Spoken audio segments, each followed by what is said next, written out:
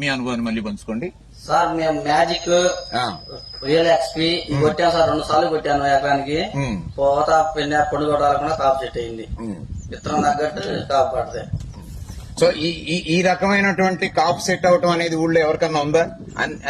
అన్ని చోట్ల ఉన్న సమస్య లేదు సార్. ఎత్తి విరిగి కానీ దిగుబడి లేదు, కాపు లేదు. సో ఏదైతే ప్రధాన సమస్య అనుకుంటున్నామో ఆ ప్రధాన సమస్యని అధిగమించారు రైతు. సో ఇక్కడ మంచి సీడ్తో పాటు మంచి ఇన్పుట్ వాడటంలో కూడా మేనేజ్మెంట్ కరెక్ట్ గా చేసి ఈ రోజు చెట్టు నిండా కాపును తీయగలిగాడు. ఇప్పుడున్న రేట్లో కాపు తీస్తే రైతుకి అసలు నష్టం ఎందుకు వస్తుంది? సో చూడండి, ఈ రకమైనటువంటి మంచి కాపును తీయగలిగాడు అంటే విత్తనం మేనేజ్మెంట్ లో ఈ రైతు సక్సెస్ అయ్యాడని మనం చెప్పుకోవచ్చు. మంచి కాపు, ఎంత మంచి కాపు వచ్చిందో. సో ఈ రకంగా దిగుబడి తీయగలిగితే రైతుకు నష్టం ఎందుకు వస్తాయి?